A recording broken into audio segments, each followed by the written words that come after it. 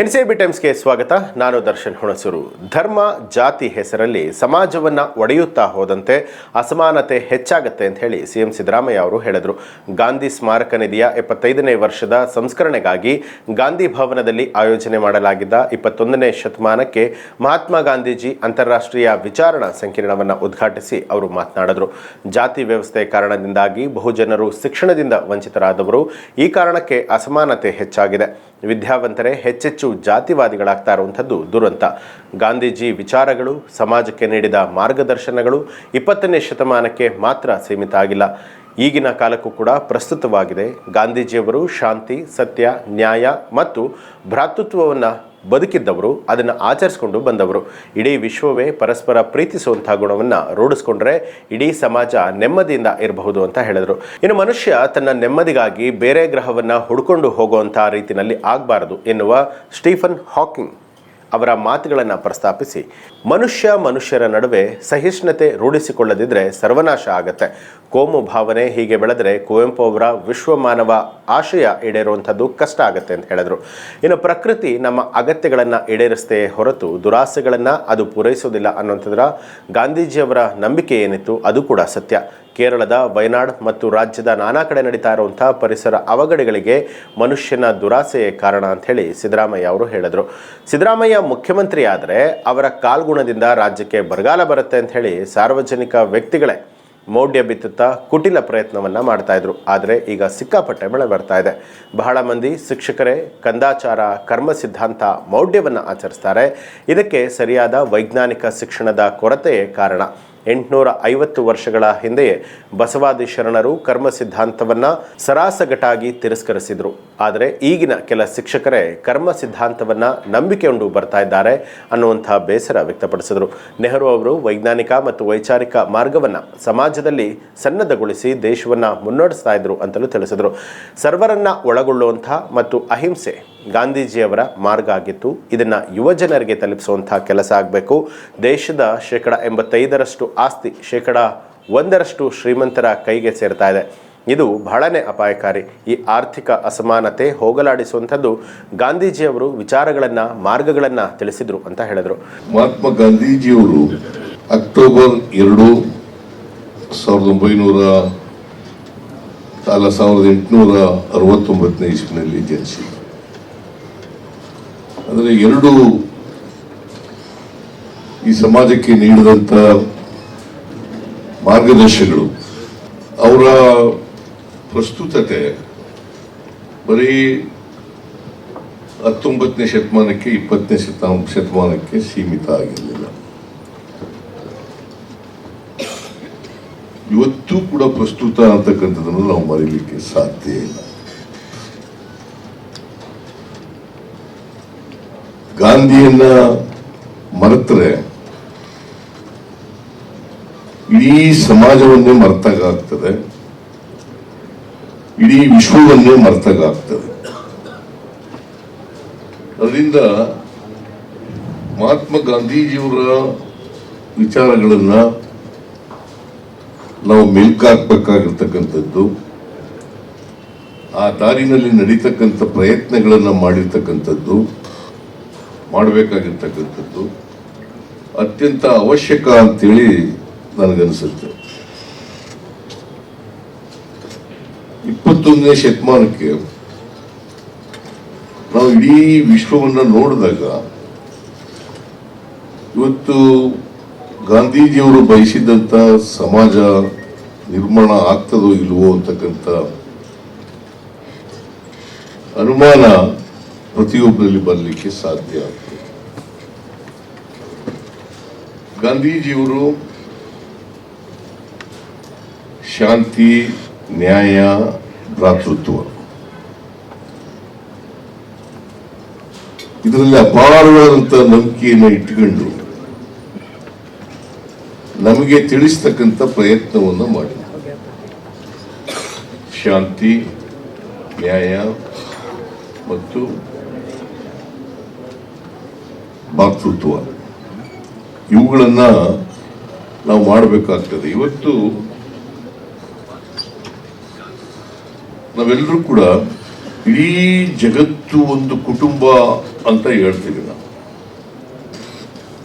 ಜಗತ್ತೇ ಒಂದು ಕುಟುಂಬ ಅಂತ ಹೇಳ್ತೀವಿ. ನಾವೆಲ್ಲ ಕೂಡ ಮನುಷ್ಯರು. All human beings. ನಾವು ಪರಸ್ಪರ ಪ್ರೀತಿಸಬೇಕೇ ಹೊರತು ಯಾರನ್ನು ಕೂಡ ದ್ವೇಷಿಸಬಾರದು.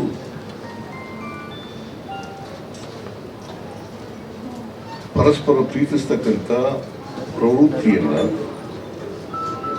ಪ್ರತಿಯೊಬ್ಬರು ಕೂಡ ಬೆಳೆಸ್ಕೊಂಡ್ರೆ ಸಮಾಜದಲ್ಲಿ ಶಾಂತಿ ನೆಲೆಸಲಿಕ್ಕೆ ಸಾಧ್ಯ ಆಗ್ತದೆ. ಎಲ್ರಿಗೂ ನ್ಯಾಯ ಸಿಗಲಿಕ್ಕೆ ಸಾಧ್ಯ ಆಗ್ತದೆ.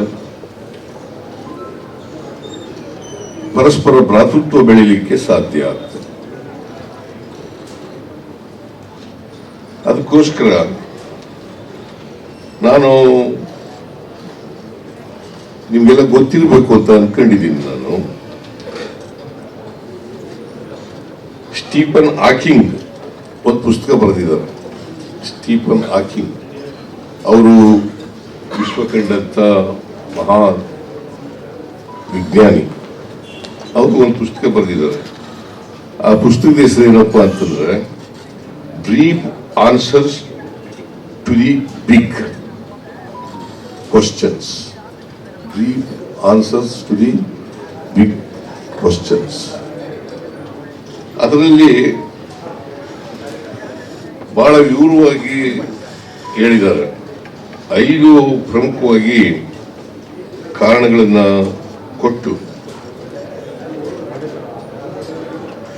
ಮನುಷ್ಯ ಅಂತಕ್ಕಂಥ ಜೀವಿ ಉಳಿಬೇಕಾದ್ರೆ ಬೇರೆ ಗ್ರಹಗಳನ್ನು ಹುಡುಕೊಂಡು ಹೋಗ್ಬೇಕಾದಂತ ಪರಿಸ್ಥಿತಿ ಬರಬಾರದು. ಈ ಗ್ರಹದಲ್ಲೇ ಉಳಿಬೇಕು ಅನ್ನೋದಾದ್ರೆ, ಈ ಭೂಮಿ ಮೇಲೆ ಉಳಿಬೇಕು ಅನ್ನೋದಾದ್ರೆ ನಾವೆಲ್ಲರೂ ಕೂಡ ಪರಸ್ಪರ ಪ್ರೀತಿ ವಿಶ್ವಾಸದಿಂದ ಮನುಷ್ಯರಾಗಿ ಬಾಳ್ತಕ್ಕಂಥ ಪ್ರಯತ್ನವನ್ನು ಮಾಡಬೇಕು. ಇಲ್ಲಿ ಹೋದ್ರೆ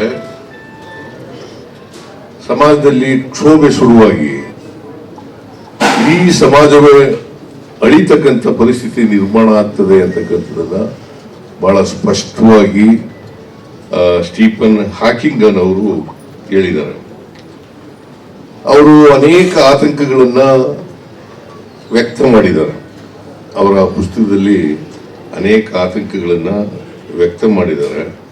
ಇವತ್ತು ಕೋಮು ಸೌಹಾರ್ದತೆ ಇದೆಯಲ್ಲ, ಆ ಕೋಮು ಸೌಹಾರ್ದತೆ ಉಳಿಬೇಕು. ಕೋಮು ಸೌಹಾರ್ದತೆ ಉಳಿಬೇಕು. ಈ ಕೋಮು ಸೌಹಾರ್ದತೆ ಉಳಿದೇ ಹೋದ್ರೆ ಸಮಾಜದಲ್ಲಿ ವಿಭಾಗ ಆಗಿ ಸಮಾಜ ನಾವು ಅಂತ್ಯವನ್ನ ಕಾಣ್ತಕ್ಕಂಥ ಪರಿಸ್ಥಿತಿ ನಿರ್ಮಾಣ ಆಗ್ತದೆ ಅಂತಕ್ಕಂಥ ಮಾತುಗಳನ್ನ ಅವರು ಬಹಳ ಸ್ಪಷ್ಟವಾಗಿ ಹೇಳಿದ್ದಾರೆ. ಅದರಲ್ಲಿ ಬಹಳ ಮುಖ್ಯವಾಗಿ ಜಗತ್ತಿನಲ್ಲಿ ಮನುಷ್ಯರ ನಡುವೆ ಅಸಹನೆ ಹೆಚ್ಚುತ್ತಿದೆ. ಮನುಷ್ಯರ ನಡುವೆ ಅಸಹನೆ ಹೆಚ್ಚುತ್ತಿದೆ. ಇದನ್ನೇ ನಮ್ಮ ಸಂವಿಧಾನದಲ್ಲೂ ಕೂಡ ನಾವು ಹೇಳಿದ್ದೀವಿ. ಬಹಳ ಸ್ಪಷ್ಟವಾಗಿ ಇನ್ನೊಂದು ಧರ್ಮದವರ ಬಗ್ಗೆ ಸಹಿಷ್ಣುತೆ ಬೆಳೆಸ್ಕೊಳ್ತಕ್ಕಂಥ ಪ್ರಯತ್ನವನ್ನು ಮಾಡಬೇಕು. ಆ ಸಹಿಷ್ಣುತೆ ಬೆಳೆಸ್ಕೊಳ್ಳದೆ ಹೋದರೆ ನಾವು ಸೆಕ್ಯುಲರ್ ಸ್ಟೇಟ್ ಆಗಿ ಉಳಿಲಿಕ್ಕೆ ಕಷ್ಟ ಆಗ್ತದೆ. ಸಹಿಷ್ಣುತೆ ಬಹಳ ಮುಖ್ಯ. ಇವತ್ತು ಏನ್ ನಡೀತಾ ಇದೆ ಸಮಾಜದಲ್ಲಿ, ದೇಶದಲ್ಲಿ ಮತ್ತೆ ರಾಜ್ಯದಲ್ಲಿ, ಇಡೀ ಜಗತ್ತಿನಲ್ಲಿ ಏನ್ ನಡೀತಾ ಇದೆ ಅಂತಂದ್ರೆ ಈ ಕೋಮು ಸಂಘರ್ಷ ಶುರುವಾಗ್ಬಿಟ್ಟಿದೆ. ಈ ಕೋಮು ಸಂಘರ್ಷ ಕೂಡುದು ಯಾವ ಕಾರಣಕ್ಕೂ. ಕೋಮು ಭಾವನೆ ನಾವು ಬೆಳೆಸ್ಕೊಂಡ್ರೆ, ಅದಕ್ಕೆ ಕುವೆಂಪು ಅವರು ಒಂದು ಮಾತು ಹೇಳ್ತಾರೆ. ಏನಪ್ಪಾ ಅದು ಅಂತಂದ್ರೆ, ಹುಟ್ಟುವಾಗ ಎಲ್ಲ ಮಕ್ಕಳು ಕೂಡ ವಿಶ್ವಮಾನವರಾಗಿ ಹುಟ್ಟುತ್ತವೆ, ಬೆಳೀತಾ ಬೆಳೀತಾ ಅಲ್ಪ ಮಾನವರಾಗ್ಬಿಡ್ತಾರೆ. ನಾವು ಆಗಕ್ ಸಾಧ್ಯ ಇಲ್ಲ ಅಂತಂದ್ರು ಕೂಡ ವಿಶ್ವಮಾನವರಾಗ್ಲಿಕ್ಕೆ ಪ್ರಯತ್ನವನ್ನ ಮಾಡ್ತಕ್ಕಂಥದ್ದು ಪ್ರತಿಯೊಬ್ಬ ಮಾನವ ಜೀವಿಯ ಕರ್ತವ್ಯ ಆಗ್ಬೇಕು ಅಂತಕ್ಕಂಥ ಮಾತುಗಳನ್ನ ಹೇಳಲಿಕ್ಕೆ ವಿಶ್ವಮಾನವ ಆಗಕ್ಕಾಗಲ್ಲ. ನಾವು ವಿಶ್ವಮಾನವರು ಭಾಗದ ಭಾರಿ ಕಷ್ಟದ ಕೆಲಸ. ಆದರೆ ವಿಶ್ವಮಾನವ ಆಗ್ತಕ್ಕಂಥ ದಾರಿನಲ್ಲಿ ನಡಿಲಿಕ್ಕೆ ಕಷ್ಟ ಏನಿಲ್ಲ. ಆ ಕೆಲಸವನ್ನು ಮಾಡಿದ್ರೆ ಸಮಾಜಕ್ಕೆ ನಾವು ನಮ್ಮ ಜೀವಿತ ಕಾಲದಲ್ಲಿ ಕೊಡುಗೆಯನ್ನು ಕೊಟ್ಟಾಗ ಆಗ್ತದೆ ಅಂತಕ್ಕಂಥ ಮಾತುಗಳನ್ನ ಈ ಸಂದರ್ಭದಲ್ಲಿ ಹೇಳಲಿಕ್ಕೆ ಬಯಸ್ತೇನೆ. ಅದರಿಂದ ಈ ಅಸಹನೆ ಬೆಳೆಸ್ಕೊಳ್ತಕ್ಕಂಥದ್ದು ಇರಬಾರದು. ಹೊಂದಾಣಿಕೆ, ಸೌಹಾರ್ದತೆ ಅತ್ಯಂತ ಅಮೂಲ್ಯವಾದಂಥ ವಿಚಾರಗಳು. ಎಲ್ಲರ ಜೊತೆಲೂ ಕೂಡ ಹೊಂದಾಣಿಕೆ ಮಾಡ್ಕೊಂಡು ಬಾಳ್ತಕ್ಕಂಥ ಸೌಹಾರ್ದತೆಯಿಂದ ಮಾಡ್ತಕ್ಕಂಥ ವಾತಾವರಣವನ್ನು ನಿರ್ಮಾಣ ಮಾಡ್ತಕ್ಕಂಥದ್ದು ಅತ್ಯಂತ ಅವಶ್ಯ. ಇವತ್ತು ಮನುಷ್ಯನ ಸ್ವಯಂಕೃತ ಅಪರಾಧಗಳಿಂದ ಜಾಗತಿಕ ತಾಪಮಾನ ಜಾಸ್ತಿ ಆಗ್ತಾ ಇದೆ. ನಮ್ಮ ದುರಾಶೆಗಳಿಂದ. ಅದಕ್ಕೆ ಗಾಂಧೀಜಿಯವರು ಏನು ಹೇಳಿದ್ದಾರೆ ಅಂತಂದ್ರೆ, ನಮ್ಮ ಪ್ರಕೃತಿ ನಮ್ಮ ಅಗತ್ಯತೆಗಳನ್ನ ಪೂರೈಸ್ತದೆ ಹೊರತು ನಮ್ಮ ದುರಾಶೆಗಳನ್ನಲ್ಲ. ಮನುಷ್ಯನಿಗೆ ಏನೇನು ಅಗತ್ಯಗಳಿದೆ ಅವುಗಳನ್ನ ಪ್ರಕೃತಿ ಪೂರೈಸ್ತದೆ. ಆದರೆ ನಾವು ದುರಾಸೆಗಳನ್ನಲ್ಲ, ನಮ್ಮ ದುರಾಸೆಗಳನ್ನೆಲ್ಲ ಪ್ರಕೃತಿ ಪೂರೈಸಲಿಕ್ಕೆ ಸಾಧ್ಯ ಇಲ್ಲ. ಇದನ್ನ ಬಹಳ ಸ್ಪಷ್ಟವಾಗಿ ಅರ್ಥ ಮಾಡ್ಕೋಬೇಕಾಗುತ್ತೆ. ಮನುಷ್ಯ ದುರಾಸೆಗಳಿಂದ ಇವತ್ತು ಪ್ರಕೃತಿಯನ್ನ ನಾಶ ಮಾಡ್ತಕ್ಕಂಥ ಪ್ರಯತ್ನಗಳು ನಡೀತಾ ಇದ್ದಾವೆ. ಅದರಿಂದಲೇ ಇವತ್ತು ಕೇರಳದಲ್ಲಿ ನಡೆದಿರ್ತಕ್ಕಂಥ ಘಟನೆ, ಮತ್ತೆ ಶಿರೂರಿನಲ್ಲಿ ನಡೆದಿರ್ತಕ್ಕಂಥ ಘಟನೆ, ಇವತ್ತೆಲ್ಲ ನಾವು ಅಭಿವೃದ್ಧಿ ಹೆಸರಿನಲ್ಲಿ ಪ್ರಕೃತಿಯನ್ನು ಹಾಳು ಮಾಡ್ತಕ್ಕಂಥ ಕೆಲಸವನ್ನು ಮಾಡ್ತಾ ಇದ್ದೀವಿ. ಹಾಗಾಗಿ ಇಂಥ ದುರ್ಘಟನೆಗಳು ನಡೀತಕ್ಕಂಥದ್ದು ಕೂಡ ಇದೆ ಅಂತಕ್ಕಂಥದ್ದು. ಅದಕ್ಕೆ ಮನುಷ್ಯನ ದುರಾಶೆಯಿಂದ, ಮನುಷ್ಯನ ತಪ್ಪು ಕೃತಿಗಳಿಂದ ಇಂಥ ಜಾಗತಿಕ ತಾಪಮಾನ ಹೆಚ್ಚಾಗ್ತದೆ. ಹಾಗಾಗಿ ಭೂಮಿ ವೇಗವಾಗಿ ಬಿಸಿಯಾಗ್ತದೆ. ಭೂಮಿ ವೇಗವಾಗಿ ಬಿಸಿಯಾಗ್ತದೆ ಮತ್ತು ಹಿಂದಿಗಿಂತ ಬರ ಮತ್ತು ಪ್ರವಾಹಗಳು ಬರಲಿಕ್ಕೆ ಜಾಸ್ತಿ ಆಗ್ತದೆ. ನನಗೆ ಹೇಳಿದ್ರು ಕೆಲವರು ಜನ, ಮೌಢ್ಯಗಳನ್ನ, ಕಂದಾಚಾರಗಳನ್ನ ನಂಬ್ಕೊಳ್ತಕ್ಕಂಥ ಜನ ಹೇಳಿದ್ರು, ಸಿದ್ದರಾಮಯ್ಯನವರ ಅಧಿಕಾರಕ್ಕೆ ಬಂದಾಗ ಬರಗಾಲ ಬರ್ತದೆ, ಪ್ರವಾಹ ಬರ್ತದೆ, ಬರಗಾಲ ಬರ್ತದೆ ಅಂತ ಹೇಳಿ ಅನೇಕ ಜನರಲ್ಲಿ ಈ ಮೌಢ್ಯಗಳನ್ನು ಬಿತ್ತಕ್ಕಂಥ ಪ್ರಯತ್ನವನ್ನು ಮಾಡ್ತಾರೆ. ಹಾಗಾದ್ರೆ ಈಗ ಯಾಕೆ ಮಳೆ ಆಗಿದೆ? ನಾನೇ ಚೀಫ್ ಮಿನಿಸ್ಟರ್ ಅಲ್ಲ, ಈಗ ಸಿದ್ದರಾಮಯ್ಯನವರ ಕಾಳುಗುಳದಿಂದ ಬರ ಬಂದ್ಬಿಡ್ತದೆ.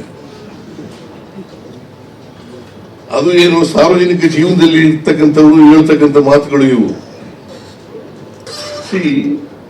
ನಾನ್ ಚೀಫ್ ಮಿನಿಸ್ಟರ್ ಆಗಿರ್ಲಿ, ಇನ್ನೊಬ್ಬ ಚೀಫ್ ಮಿನಿಸ್ಟರ್ ಆಗಿರ್ಲಿ, ಅಥವಾ ಇನ್ಯಾರೇ ಚೀಫ್ ಮಿನಿಸ್ಟರ್ ಆಗಿರ್ಲಿ, ಪ್ರಕೃತಿ ವಿಕೋಪ ಬರಲಿಕ್ಕೆ ಆದರೆ ನಾವು ಇದಕ್ಕೆ ಯಾರೋ ವ್ಯಕ್ತಿ ಜವಾಬ್ದಾರರು, ಯಾರಿಂದಲೋ ಬಂದಿದೆ ಇದು ಅಂತ ಹೇಳ್ತಕ್ಕಂಥದ್ದಿದೆಯಲ್ಲ, ಇದು ಜನರಲ್ಲಿ ಮೌಢ್ಯಗಳನ್ನ ಬಿತ್ತಕ್ಕಂಥ, ಅವರಲ್ಲಿ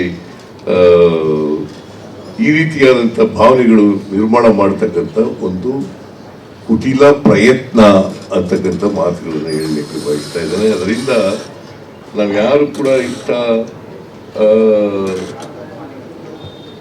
ವೈಜ್ಞಾನಿಕವಾಗಿ ಯೋಚನೆ ಮಾಡ್ತಕ್ಕಂಥ, ವೈಚಾರಿಕವಾಗಿ ಯೋಚನೆ ಮಾಡ್ತಕ್ಕಂಥ ಕೆಲಸವನ್ನ ಮಾಡಬೇಕಾಗ್ತದೆ. ಯಾರಿಗೆ ವೈಚಾರಿಕ, ಅದಕ್ಕೆ ನಾನು ಅನೇಕ ಸಾರಿ ಹೇಳ್ತಾ ಇರ್ತೀನಿ, ನಮ್ಮ ಶಿಕ್ಷಣ ಇದೆಯಲ್ಲ ವೈಚಾರಿಕತೆಯನ್ನು ಬೆಳೆಸೋದಿಲ್ಲ, ನಮಗೆ ವೈಜ್ಞಾನಿಕತೆಯನ್ನು ಬೆಳೆಸೋದಿಲ್ಲ. ಬಹಳ ಜನ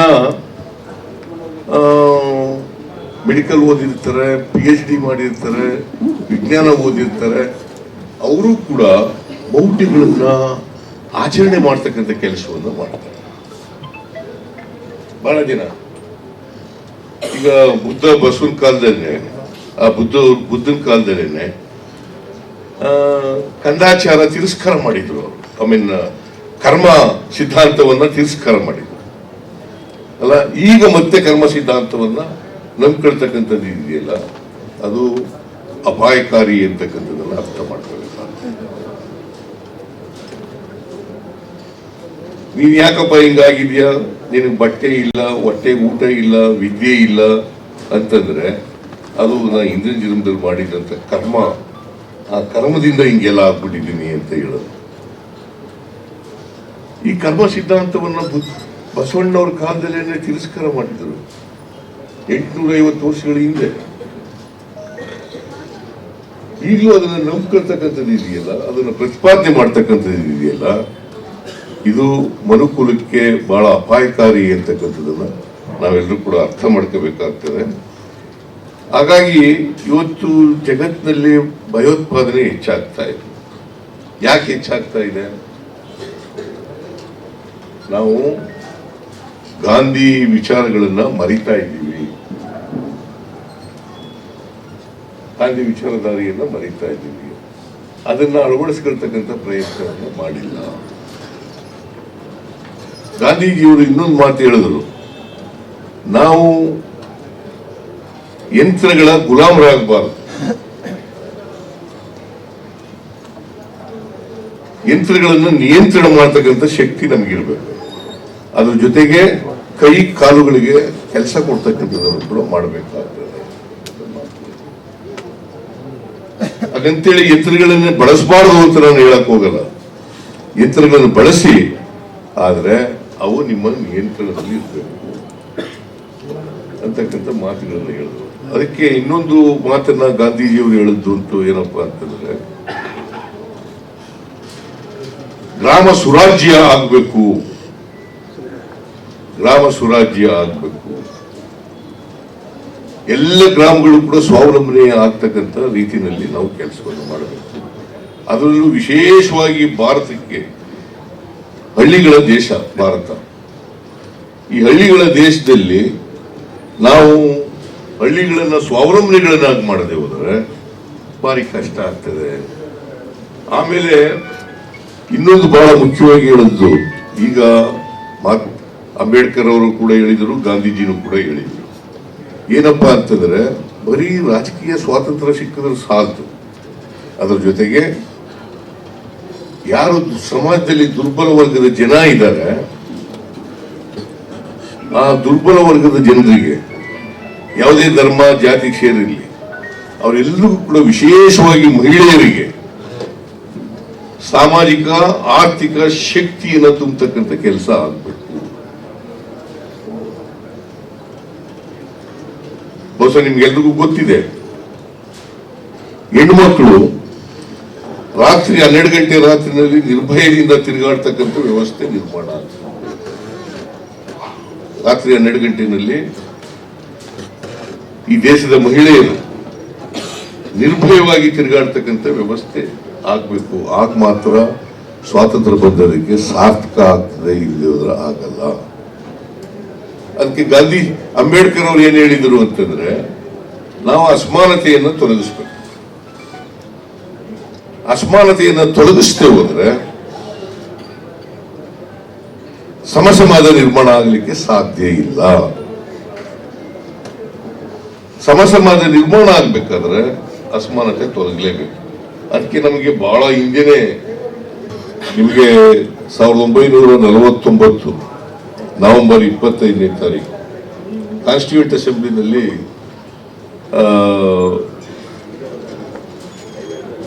ಅಂಬೇಡ್ಕರ್ ಅವರು ಭಾಷಣ ಮಾಡಿದ್ದಾರೆ. ಬಹುಶಃ ಅದು ಒಂದು ಹಿಸ್ಟಾರಿಕಲ್ ಸ್ಪೀಚ್. 25 ನವೆಂಬರ್ 1949, 26ನೇ ತಾರೀಕು ನಮ್ಮ ಕಾನ್ಸ್ಟಿಟ್ಯೂಷನ್ ಅಂಗೀಕಾರ ಆಯಿತು.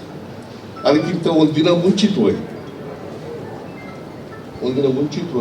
ಭಾಷಣ ಮಾಡಿದ್ದಾರೆ ಅಂಬೇಡ್ಕರ್ ಅವರು. ಏನಂತ ಹೇಳಿದ್ರೆ, ನಾವು ವೈರುಧ್ಯತೆ ಇರ್ತಕ್ಕಂಥ ಸಮಾಜಕ್ಕೆ ಕಾಲಿಡ್ತಾ ಇದ್ದೀವಿ. ಸಂವಿಧಾನ ಜಾರಿಗೆ ಬಂದಂತ ದಿನ 1950 ಜನವರಿ 26ನೇ ತಾರೀಕು ಜಾರಿಗೆ ಬರ್ತದೆ. ಅದು ಬಂದಾಗ ವೈರುಧ್ಯತೆ ಇರ್ತಕ್ಕಂಥ ಸಮಾಜಕ್ಕೆ ಕಾಲಿಡ್ತಾ ಇದ್ದೀವಿ. ಈ ವೈರುಧ್ಯತೆ ಇರ್ತಕ್ಕಂಥ ಸಮಾಜ ಅಂದ್ರೆ ಏನಪ್ಪಾ ಅಂತಂದ್ರೆ, ಸಮಾಜದಲ್ಲಿ ಬಡತನ ಇದೆ, ಶ್ರೀಮಂತರಿದ್ದಾರೆ, ಜಾತಿ ವ್ಯವಸ್ಥೆ ಇದೆ, ಮೇಲು ಕೀಳು ಎಲ್ಲ ಇದೆ. ಈ ಮೇಲು ಕೀಳು ಅಸಮಾನತೆ ಇವತ್ತು ಸಮಾಜದಲ್ಲಿ ಇದೆ. ಇಂಥ ಅಸಮಾನತೆ ಇರ್ತಕ್ಕಂಥ ಸಮಾಜಕ್ಕೆ, ವೈರುಧ್ಯತೆ ಇರ್ತಕ್ಕಂಥ ಸಮಾಜಕ್ಕೆ ನಾವು ಕಾಲಿಡ್ತಾ ಇದ್ದೀವಿ. ಈ ಅಸಮಾನತೆ ತೊಲಗಿಸ್ತೇನೆ ನಾವು ಸಮ ಸಮಾಜವನ್ನು ನಿರ್ಮಾಣ ಮಾಡಲಿಕ್ಕೆ ಸಾಧ್ಯ ಇಲ್ಲ. ಬುದ್ಧ ಬಸವ ಬಯಸಿದಂತ, ಗಾಂಧೀಜಿ ಬಯಸಿದಂತ ಸಮಾಜವನ್ನು ನಿರ್ಮಾಣ ಮಾಡಲಿಕ್ಕೆ ಸಾಧ್ಯ ಇಲ್ಲ. ಬಹಳ ಸ್ಪಷ್ಟವಾಗಿ ಅವರ ಮಾತುಗಳಲ್ಲಿ ಈ ದೇಶದ ಎಲ್ಲ ನಾಗರಿಕರಿಗೆ, ಜನರಿಗೆ ಎಚ್ಚರಿಕೆಯನ್ನ ಒತ್ತೆ ಕೂಡ ಕೊಟ್ಟಿದ್ದಾರೆ. ಸೊ ಇವತ್ತು ಧರ್ಮದ ಹೆಸರಿನಲ್ಲಿ, ಜಾತಿ ಹೆಸರಿನಲ್ಲಿ ಸಮಾಜವನ್ನು ಒಡಿತಕ್ಕಂಥ ಪ್ರಯತ್ನಗಳು ನಡೀತಾ ಇದ್ದವು.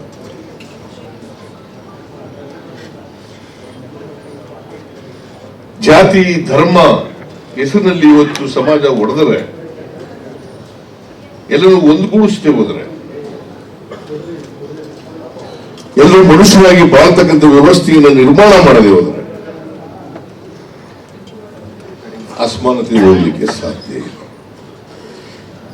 ಬಲವಾಗಿ ನಂಬಿದ್ರು ಅಂಬೇಡ್ಕರ್ ಅವರು, ಗಾಂಧೀಜಿಯವರು. ಜಾತಿ ವ್ಯವಸ್ಥೆ ಹೋಗದೇನೆ ಅಸಮಾನತೆ ಹೋಗ್ಲಿಕ್ಕೆ ಸಾಧ್ಯ ಇಲ್ಲ.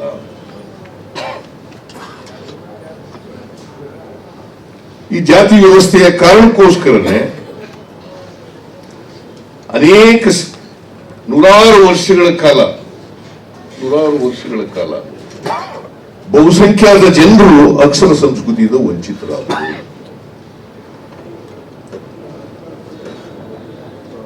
ಈ ಅಕ್ಷರ ಸಂಸ್ಕೃತಿಯಿಂದ ವಂಚಿತರಾದುದರಿಂದ ಆರ್ಥಿಕವಾಗಿ, ಸಾಮಾಜಿಕವಾಗಿ ಅಸಮಾನತೆ ನಿರ್ಮಾಣ ಆಯಿತು ಸಮಾಜದಲ್ಲಿ.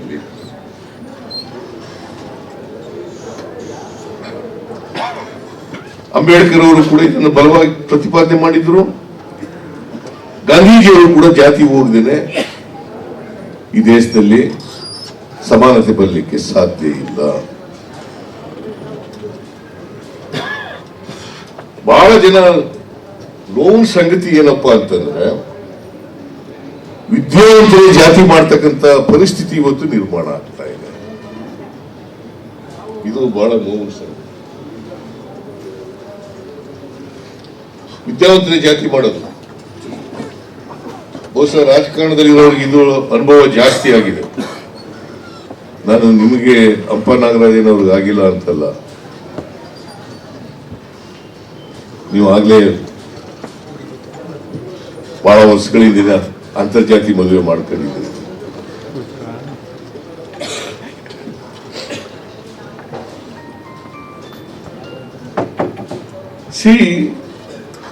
ಇದನ್ನ ಇವತ್ತು ಬಹಳ ಪ್ರತಿಪಾದನೆ ಮಾಡ್ತಾ ಇದ್ದದ್ದು. ಈಗ ಬಲಪಂಥೀಯರು ಏನ್ ಮಾಡ್ತಾ ಇದ್ದಾರೆ ಅಂತಕ್ಕಂಥದನ್ನ ಗಮನಿಸಬೇಕಾಗುತ್ತೆ. ಈ ಬಲಪಂಥೀಯರೇ ಧರ್ಮ ಜಾತಿ ಹೆಸರಿನಲ್ಲಿ ರಾಜಕಾರಣ ಮಾಡವರೇ ಮಹಾತ್ಮ ಗಾಂಧೀಜಿಯವರನ್ನು ಕೊಂದಾಗ.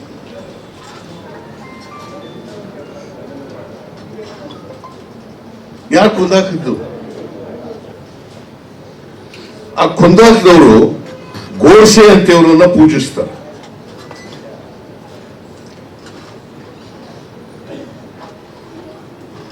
ನಾವು ಇದ್ರ ಬಗ್ಗೆ ಎಚ್ಚರ ವಹಿಸ್ತೀವಿ ಹೋದರೆ ಭಾರಿ ಕಷ್ಟ. ಇಂಥ ವಿಚಾರಗಳ ಬಗ್ಗೆ ನಾವೆಲ್ಲರೂ ಕೂಡ ಪ್ರಜ್ಞಾವಂತರು. ನಾನು ಬುದ್ಧಿವಾದ ಹೇಳ್ತಾ ಇಲ್ಲ, ಬಟ್ ಪ್ರಜ್ಞಾವಂತರಾದಂತ ಜನ ಇಂಥ ವಿಚಾರಗಳ ಬಗ್ಗೆ ಗಮನ ಹರಿಸಬೇಕು.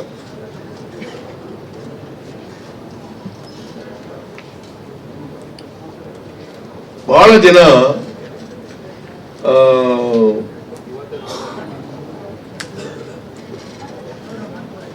ಇದನ್ನ ಧರ್ಮದ ಬೀಜ ಬಿತ್ತಕ್ಕಂಥದ್ದು, ಜಾತಿ ಬೀಜ ಬಿತ್ತಕ್ಕಂಥದ್ದು, ಅದರಿಂದ ಅವರ ಸ್ವಾರ್ಥ ಮಾಡ್ಕೊಳ್ಳಿಕ್ಕೋಸ್ಕರವಾಗಿ ಇಂಥದ್ದೆಲ್ಲ ಮಾಡ್ತಾರೆ. ಸ್ವಾರ್ಥ ರಾಜಕಾರಣ ಇರ್ಬೋದು ಅಥವಾ ಸ್ವಾರ್ಥ ಜೀವನ ಇರ್ಬೋದು. ಇದನ್ನ ನಾವೆಲ್ಲರೂ ಕೂಡ ಅರ್ಥ ಮಾಡ್ಕೊಂಡಾಗ ಮಾತ್ರ ಸಾಧ್ಯ. ಬಹುಶಃ ಇವತ್ತು ನಾಳೆ ಅನೇಕ ವಿಚಾರಗಳ ಬಗ್ಗೆ ಚರ್ಚೆ ಮಾಡ್ತೀರಿ ಅಂತ ಹೇಳಿ ನಾನು ಭಾವಿಸ್ಕೊಂಡೆ.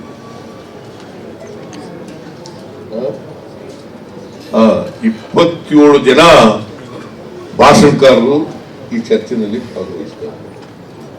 27 ಜನ, 27 speakers are participating in this discussion.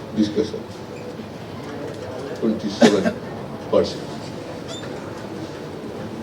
ನೀವು ಎಲ್ಲರೂ ಕೂಡ ಇಲ್ಲಿ ಭಾಗವಹಿಸಿರ್ತಕ್ಕಂಥವ್ರು ಗಾಂಧಿ ವಿಚಾರದಲ್ಲಿ ಬಲವಾದಂತ ನಂಬಿಕೆ ಇಟ್ಕೊಂಡಿರ್ತಕ್ಕಂಥವ್ರು. ನಾನು ಅದಕ್ಕೆ ಗಾಂಧಿ ವಿಚಾರಗಳು ಎಲ್ರಿಗೂ ತಿಳಿಬೇಕು, ಗೊತ್ತಾಗಬೇಕು ಅಂತೇಳೇನೆ ನನಗೆ ಓಸಿ ಶ್ರೀನಿವಾಸಯ್ಯನವರು ಬದುಕಿದ್ದಾಗ ನನಗೊಂದು ಸಭೆಯಲ್ಲಿ ಹೇಳಿದ್ರು ಗಾಂಧಿ ಭವನಗಳು ಮಾಡಬೇಕು ಅಂತ. ಕೂಡಲೇ ಹೇಳಿದೆ. ಆಗ 30 ಜಿಲ್ಲೆಗಳಿದ್ದವು ಕರ್ನಾಟಕದಲ್ಲಿ. 30 ಜಿಲ್ಲೆಗಳಲ್ಲೂ ಒಂದೊಂದು ಗಾಂಧಿ ಭವನ ನಿರ್ಮಾಣ ಮಾಡ್ತೇವೆ ಅಂತೇಳಿ 90 ಕೋಟಿ ರೂಪಾಯಿಗಳನ್ನ ಮಾಡಿದೆ. ಅದು ಬಹಳ ಹಿಂದೆ ಚೀಫ್ ಮಿನಿಸ್ಟರ್ ಆಗಿರ್ಬೋದು, 16ನೇ ಇಸ್ವಿನಲ್ಲಿ. ಯಾಕೆ ಮಾಡದೆ ಅಂತಂದ್ರೆ ಇವತ್ತು ಯುವಕರಿಗೆ ಗೊತ್ತಾಗಬೇಕು, ವಿದ್ಯಾರ್ಥಿಗಳಿಗೆ ಗೊತ್ತಾಗಬೇಕು. ಗಾಂಧಿ, ಅಂಬೇಡ್ಕರ್, ಬುದ್ಧ, ಬಸವ ಇವರೆಲ್ಲ ಗೊತ್ತಾಗ್ಬೇಕಲ್ಲ. ಅದಕ್ಕೆ ಅಂಬೇಡ್ಕರ್ ಬಹಳ ಚೆನ್ನಾಗಿ ಹೇಳಿದ್ದಾರೆ, ಯಾರಿಗೆ ಇತಿಹಾಸ ಗೊತ್ತಿರಲ್ಲ ಅವ್ರು ಯಾರು ಕೂಡ ಭವಿಷ್ಯ ನಿರ್ಮಾಣ ಮಾಡಕ್ ಸಾಧ್ಯ. ಇತಿಹಾಸ ಗೊತ್ತಿರೋರು ಮಾತ್ರ ಭವಿಷ್ಯ ನಿರ್ಮಾಣ ಮಾಡಲಿಕ್ಕೆ ಸಾಧ್ಯ, ಆಧುನಿಕ ಸಮಾಜವನ್ನು ನಿರ್ಮಾಣ ಮಾಡಲಿಕ್ಕೆ ಸಾಧ್ಯ, ಮನುಷ್ಯತ್ವ ಇರ್ತಕ್ಕಂಥ ಸಮಾಜವನ್ನು ನಿರ್ಮಾಣ ಮಾಡಲಿಕ್ಕೆ ಸಾಧ್ಯ.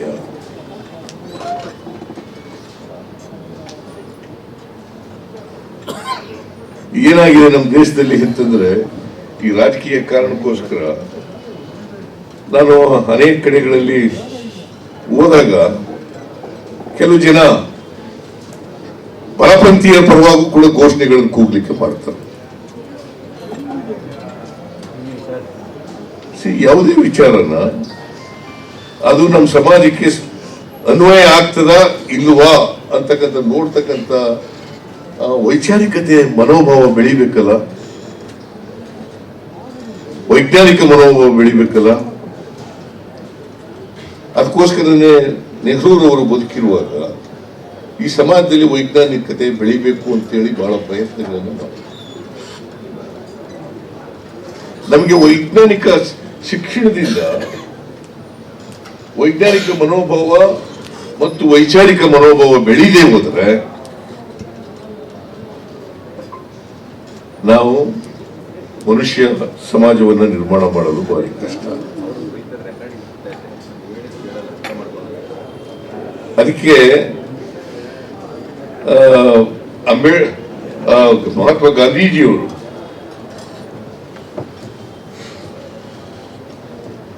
ಇನ್ಕ್ಲೂಸಿವ್ ಮತ್ತೆ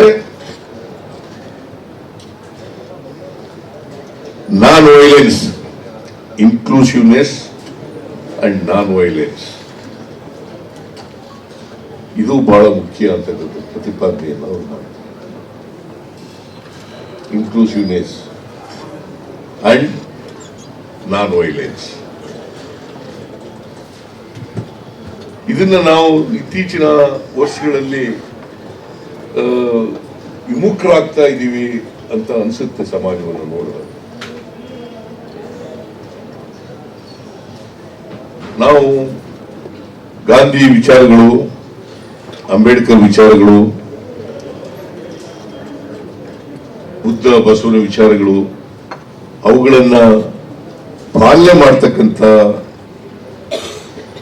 ಪ್ರಯತ್ನ ಮಾಡಿದ್ರೆ, ಪ್ರಾಮಾಣಿಕವಾಗಿ ಪ್ರಯತ್ನವನ್ನು ಮಾಡಿದ್ರೆ, ಊಟಾಟಿಕೆ ಪ್ರಯತ್ನ ಅಲ್ಲ, ಪ್ರಾಮಾಣಿಕ ಪ್ರಯತ್ನವನ್ನು ಮಾಡಿದ್ರೆ ಒಂದು ಉತ್ತಮವಾದಂಥ ಸಮಾಜವನ್ನು ನಿರ್ಮಾಣ ಮಾಡಲಿಕ್ಕೆ ಸಾಧ್ಯ ಆಗ್ತದೆ. ಹಾಗಾಗಿ ಇವತ್ತಿನ ವಿಚಾರ ಸಂಕಿರಣ ಯಶಸ್ವಿಯಾಗಲಿ ಅಂತೇಳಿ ನಾನು ಭಾವಿಸ್ತೇನೆ. ಅಲ್ಲಿ ಮೂಡಿ ಬರ್ತಕ್ಕಂಥ ಸಲಹೆಗಳು, ವಿಚಾರಗಳು ವಿಶೇಷವಾಗಿ ಯುವ ಜನರಿಗೆ ತಲುಪಿಸ್ತಕ್ಕಂಥ ರೀತಿಯಲ್ಲಿ ಪ್ರಯತ್ನವನ್ನು ಮಾಡಬೇಕು. ಇವತ್ತು ಯುವ ಜನರು ಬದಲಾವಣೆ ಆಗ್ಬೇಕಾಗ್ತದೆ. ನಾನು ಯಾವುದನ್ನೇ ಈಗ ನಮ್ಮ ಸರ್ಕಾರ ಏನ್ ಮಾಡಿದೆ ಅಂತಕ್ಕಂಥದ್ರ ಬಗ್ಗೆ ಮಾತಾಡಕ್ ಹೋಗಲ್ಲ ನಾವು. ಆದ್ರೆ ನಾನು ಎಲ್ಲನೂ ಮಾಡ್ಬಿಟ್ಟಿದೀವಿ ಅಂತ ಹೇಳಲ್ಲ. ಅದಕ್ಕೆ ಸಮಾನತೆಯ ಸಮಾಜವನ್ನು ನಿರ್ಮಾಣ ಮಾಡಲಿಕ್ಕೆ ಯಾವ ದುರ್ಬಲ ವರ್ಗದ ಜನಕ್ಕಂದ್ರೆ ಇವತ್ತು ಶ್ರೀಮಂತಿಗೆ ಬಡತನ ಬಹಳ ದೊಡ್ಡದಾಗಿದೆ, ಸಾಮಾಜಿಕ ಅಸಮಾನತೆ ಇದೆ. ಒಂದು ಸಮಾಜದಲ್ಲಿ 1% ಇರೋರಲ್ಲಿ ಇರ್ತಕ್ಕಂಥ ಆಸ್ತಿ ಇದೆಯಲ್ಲ, ಅದು ಬಹಳ ಹೆಚ್ಚಾಗ್ತಾ ಇದೆ. ಸುಮಾರು 85% ಆಸ್ತಿ 10% ಜನರ ಕೈನಲ್ಲಿ.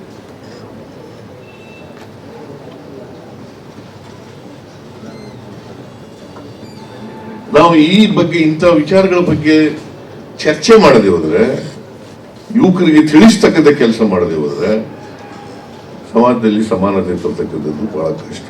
ಆರ್ಥಿಕವಾಗಿ, ಸಾಮಾಜಿಕವಾಗಿ ಶಕ್ತಿ ತುಂಬತಕ್ಕಂಥದ್ದು ಕೂಡ ಭಾರಿ ಕಷ್ಟದ ಕೆಲಸ.